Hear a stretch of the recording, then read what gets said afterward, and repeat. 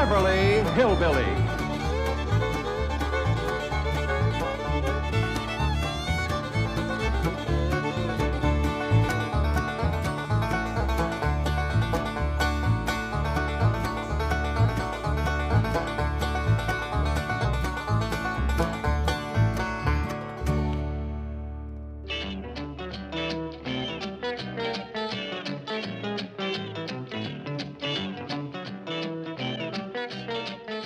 Now, Granny, I realize that back home you are considered a doctor. But this is Beverly Hills. And you are not allowed to practice medicine here in Beverly Hills. Especially the way you practice it. Cutting off a person's hair and burying it in the ground overnight to cast a spell on his sickness. Now, Granny, this is it. No more doctoring. How's that? Very good, Chief. Very good indeed. That should stop, Granny. Fine. Now get up there and tell her. Well, you don't think I'm crazy enough to talk to her like that, do you?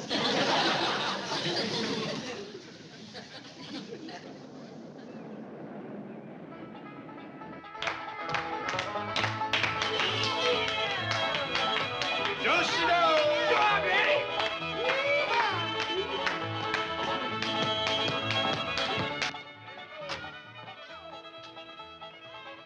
A square dance?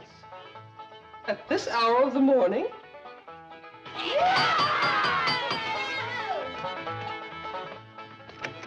Howdy there, Miss Hathaway. Come in, come in. Howdy, Miss Hathaway. Look who's come out here to help us celebrate the holidays. Holiday? What holiday? What holiday? She can't mean that. She better not mean it. Granny, don't get riled up. Miss Jane is just greening us. She knows what day this is. Well, everybody knows what day this is. I guess it just slipped my mind. You're gonna feel like a darn fool when I tell you. It's Possum Day. Remember, Niall? Of course she does. Anybody who disremembers ought to be stood up against the wall and shot. Granny, it just slipped her mind for a minute. It'll come back to her when she got downtown seeing the parade. Sure it would. Boy, I can't wait to see that parade. What time do they hold the Possum Day parade out here? Hey, I got a swell idea. We can watch it from Mr. Drysdale's office at the bank. Yeah, it looks right down on the main street. You get a good look at the possum juggler. Possum juggler? Yeah, that's the fellow. We got a good one back home. He can juggle 3 live possums in the air at the same time, whilst the 4th sits on his head and waves a little flag. How about it, Miss Jane? Can we watch the Possum Day parade from Mr. Drysdale's window? Oh, well, I'm afraid not. Of course not. What's the matter with me? They wouldn't have them banks open on Possum Day. Well, we could just leave early and get good places, couldn't we, Miss Jane? And until then, we're going to have us a hoedown. Come on, Miss Jane. I'm afraid I haven't time now. You see, I really came to deliver a message for Granny. Who from? Mr. Drysdale. I reckon he wants to thank you for curing him of his sickness. Well, it did take a heap out of me, Jed, throwing them spells. What's the message? Well, Mr. Drysdale says to tell you... Yes? Well... He says, Happy Possum Day!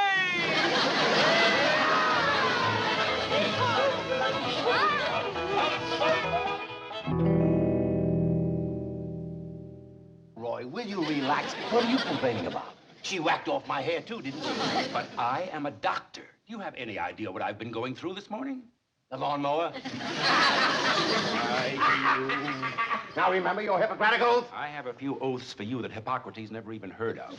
If word gets out that my hair was snipped off, buried by a little hillbilly witch doctor to cast a spell on my sickness, do you think I'd have one patient left? Yes, I see what you mean. They'll all be going to her. Drysdale, I am going to the state medical board, and when they get through with that little woman, she won't be able to prescribe an aspirin for her own headache. Oh, Roy, will you relax? I've already taken care of that. You have? My exact words you heard this morning, this very morning, I said, Granny, this is it. No more doctoring. And what did she say? Well, I won't know till my secretary gets back. You sent your secretary to tell her that? Well, she's much more persuasive than I am. She knows how to handle them. So do I. Roy! Dr. Clyburn to you. Doctor, I appeal to you as a poor, helpless patient. You don't even appeal to me as a rich, helpless patient. If you make trouble for the Clampetts, I'll be facing major surgery. What major surgery? The removal of $35 million from my bank. Without an anesthetic. Here she is. Tell the doctor you gave Granny my message. No more doctoring, and she agreed. Well, you heard her. Now get back to your office and forget the whole thing. I want to hear exactly what you said to Granny and what Granny said to you.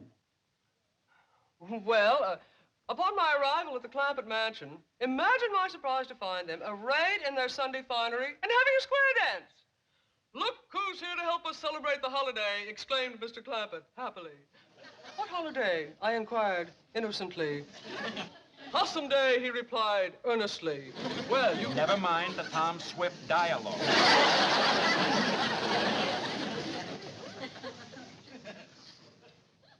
Did you tell Granny to stop practicing medicine?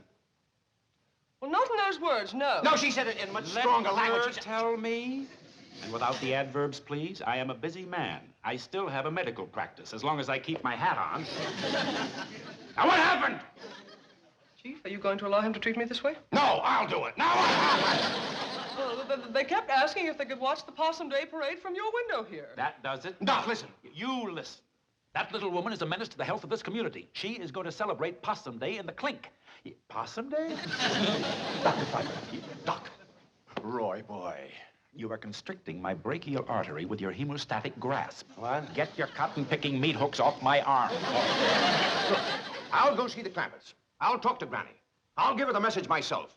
I'll give her an ultimatum. I'll give you 1 hour. Oh, thank you, thank you. You are constricting my dorsal metacarpals.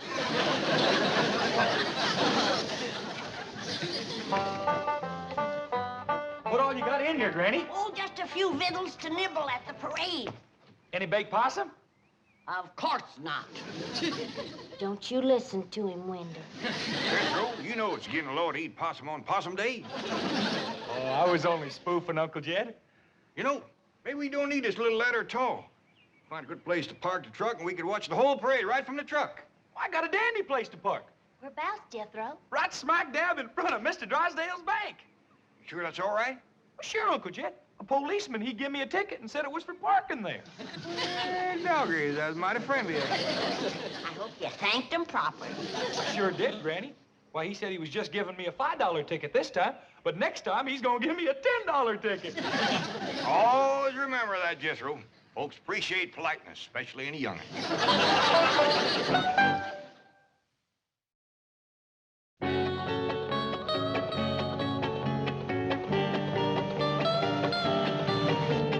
What else can happen to me today? Now, Chief, don't get so upset. Come on, faster, faster. Well, I reckon that's everything. Come on, let's get going. Oh, I'm so excited. This is the first time we ever watched a Possum Day parade in Beverly Hills. Yeah, I reckon they do it up proper out here. Oh, hey, Uncle Jed, shouldn't we bring along old Duke? Yeah, I don't reckon that'd be such a good idea. What do you think, Granny? I don't think so. The way he's been eyeing old Wendell here.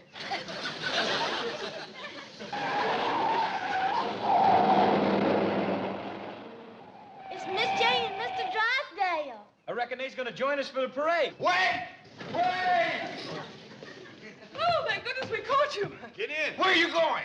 We're gonna watch the Possum Day parade from your bank. Well, I'm afraid there's not... Granny, Mr. Drysdale has something very important to discuss with you. Well, can he wait till after the parade? Yeah, we don't want to miss the possum juggler. That's the best part of the parade. But there isn't going to be... I believe the medical crisis can't wait, not even for 1 hour. Oh, yes. Granny, may I speak to you alone? Oh, yes, you go on inside. I'll be right in. Here we are. It's Doctor, and he wants to talk to me about it, ain't it? That's right, Granny. No wonder he didn't want to talk out here. We ain't gonna be late for the parade, are we? No, Elly. But the morning's going fast. In all the history of Beverly Hills, there has never been a Possum Day parade in the morning. What's the trouble? Granny, I don't know exactly how to say this. I hope you won't be upset. Now, when you've been a doctor as long as I have, There's nothing you haven't heard. Say, that does look a little raggedy, doesn't it? You better come on out and let me whip you up a poultice for your head. No, please. No more medicine, especially not today. Mr. Drysdale, a doctor's duty never stops, even on Possum Day. Granny, that's what I'm here to talk to you about. You see, cutting off a person's hair and burying it in the ground to cast a spell is not the approved method of practicing medicine here in Beverly Hills. I don't like it myself, but not having the proper medicine, I had to make do with old-timey ways. But I got enough for a poultice for you. No, Granny, I'm sorry. Well, you'd like to have your hair back, wouldn't you? Well, not after it's been in the ground overnight, no. I mean to grow back. Oh, it will. It'll probably take a month or so. Not if I make you one of my hair-growing poultices. Granny, that's what I'm trying to tell you. You cannot do that anymore. Not out here. I can't, huh? Jed! Come in here! Oh, please, don't go back home. Don't leave Beverly Hills. We'll work out something. Yeah, Granny. Remember I whacked off Jed's hair clear across the back there? Yes? Show him what my hair-growing poultice did for you, Jed.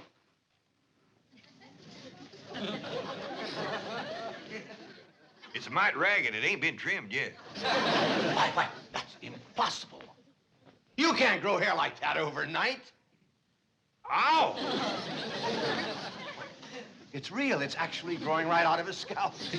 That's what Granny's poultice does. It just draws the hair right up through your hide.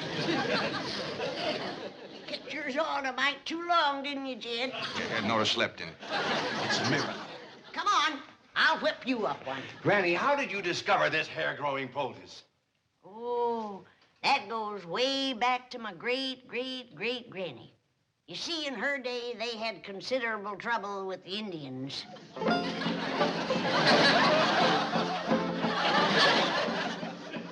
Mayor, Your Honor, it doesn't have to be a big parade. No, just a high school band, a few horses, a few banners. Mm-hmm. My secretary's looking for a possum juggler. He's a possum juggler.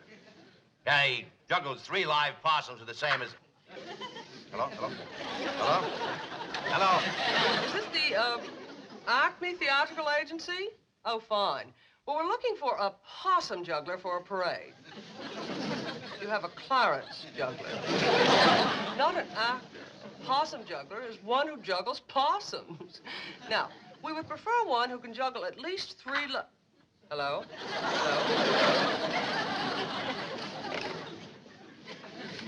Oh, Dr. Clyburn. What a pleasant surprise. What's that? Oh, muscle spasm. That's what I meant by pleasant surprise. I was afraid I'd have to hobble all the way to your office. Don't do that. It might get worse. Here, let me see your foot. Oh.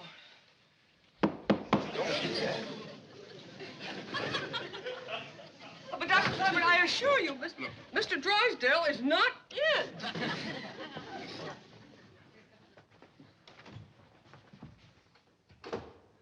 See? Told you. Not here. I wish I could stay out of my office. Have you any idea how it destroys the confidence of a patient to be examined by a doctor who keeps his hat on? Patient gets the feeling things aren't going well. The doctor's ready to skip out of town. Well, Dr. Clyburn, everyone knows you're the finest doctor in Beverly Hills. Now, don't try flattery on me. Now, what about Granny? Oh, that wasn't flattery. I didn't say it was. I just said don't try it. Now, what about Granny? Did Milburn speak to her? Absolutely. I drove him there myself. Did he lay down the law, tell her no more doctoring, or did he chicken out as usual? Oh, Mr. Drysdale is not one to chicken out. He has an excellent war record. Yes, I've heard it.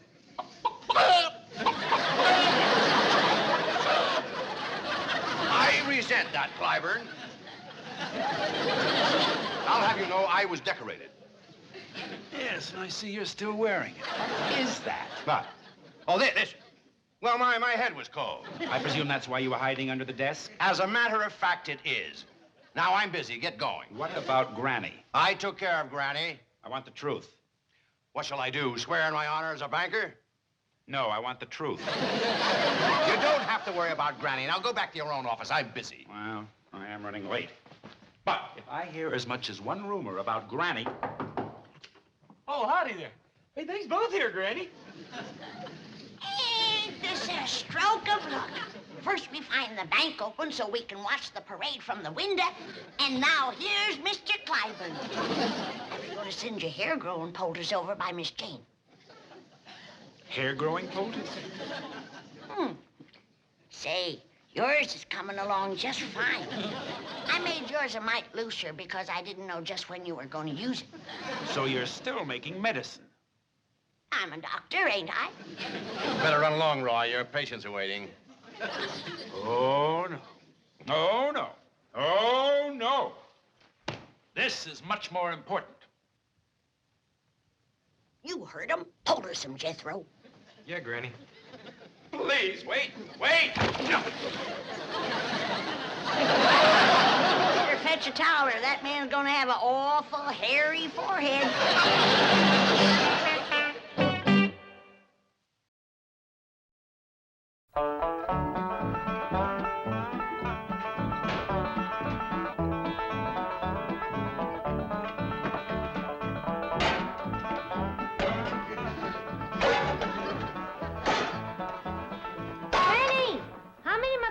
Take back home with me. None that you didn't bring with you. I don't want nothing around that's gonna remind me of this miserable place. Well, how about my skunk? He won't take up no room. Leave him here. Well, he might get kind of lonesome. They ain't got many skunks in Beverly Hills. There's plenty of the two-legged kind.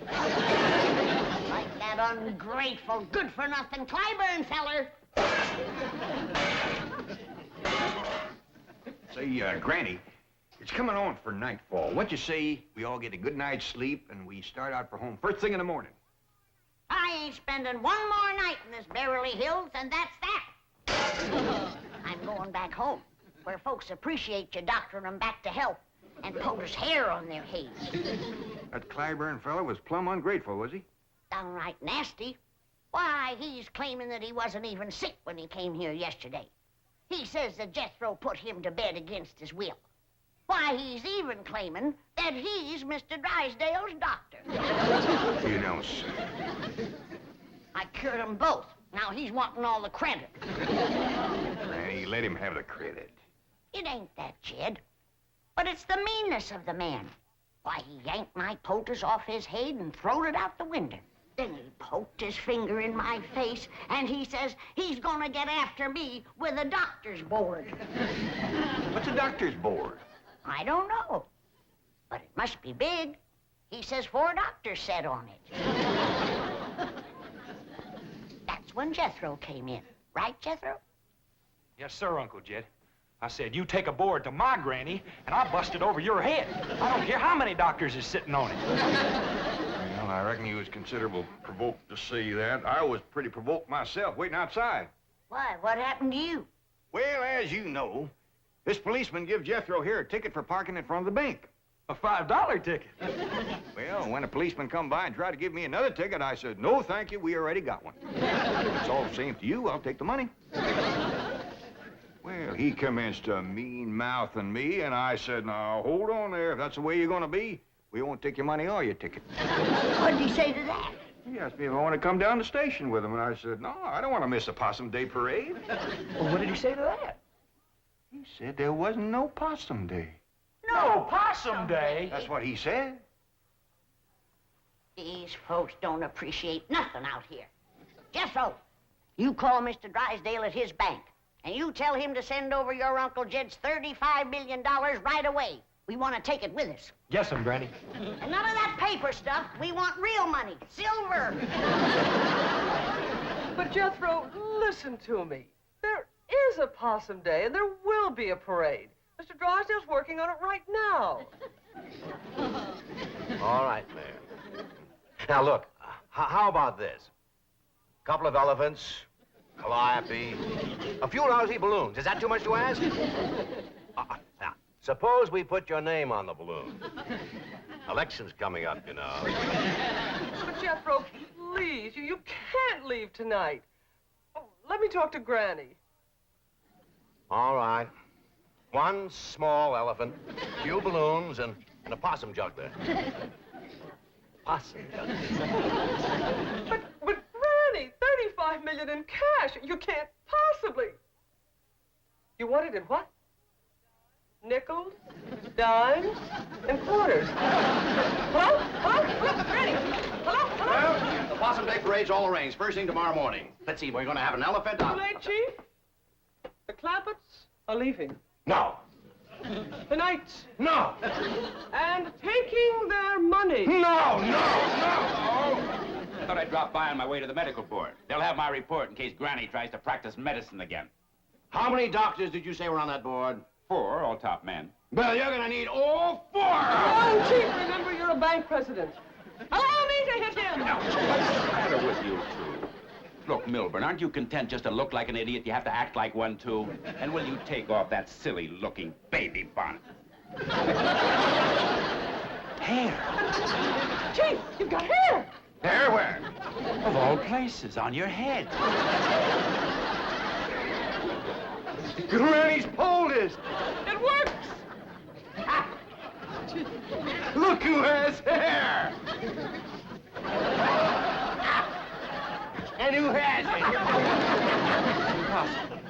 It is a medical impossibility to so stimulate the cranial integument as to produce in a few short hours more than a microscopic filamentous outgrowth of modified epidermic tissue known as hair. She did it. That little hillbilly witch doctor did it. Come on, Chief. Grab your coat and get your hat. There's still time to stop them. 8 years Harvard Medical School. 2 years internship. 20 years practice. 30 years of accumulated scientific knowledge. Right down the old tube. Now, wait! I'm going with you. I want a poultice! No, I won't do it in that stack. Please, Granny, I need my hair. You can't refuse me. You're my doctor. Hey, Granny, guess what? They do have Possum Day out here. They just celebrate one day later than we do. Yeah, and they're going to have a parade tomorrow morning. And Mr. Drysdale and Miss Jane say we can all be in it. And them too. We might even let him in it. I played bass drum in the Harvard band. I was once a drum majorette. It would be a bit of a shame to have him march in the Possum Day parade looking like that. Yes, it would. It would. All right. I'll make you a poultice and you can sleep in it tonight. Thank you.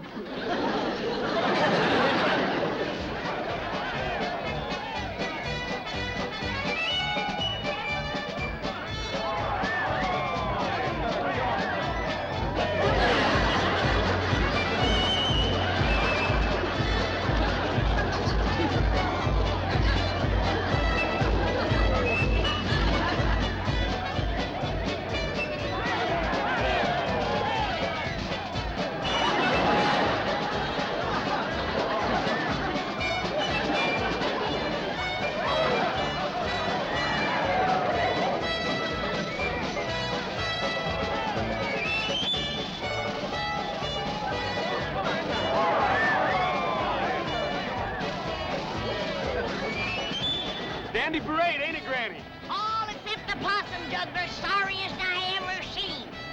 Boy, she's doing the best she can.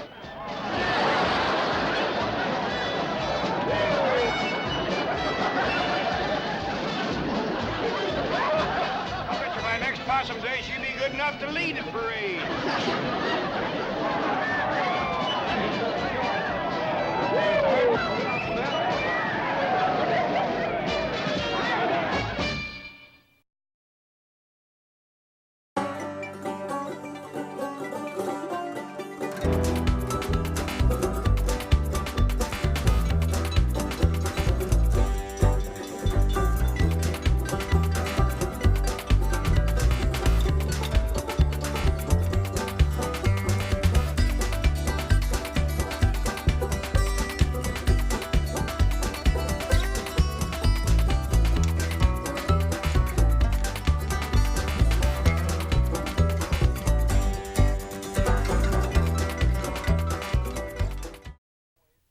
This has been a Filmways presentation.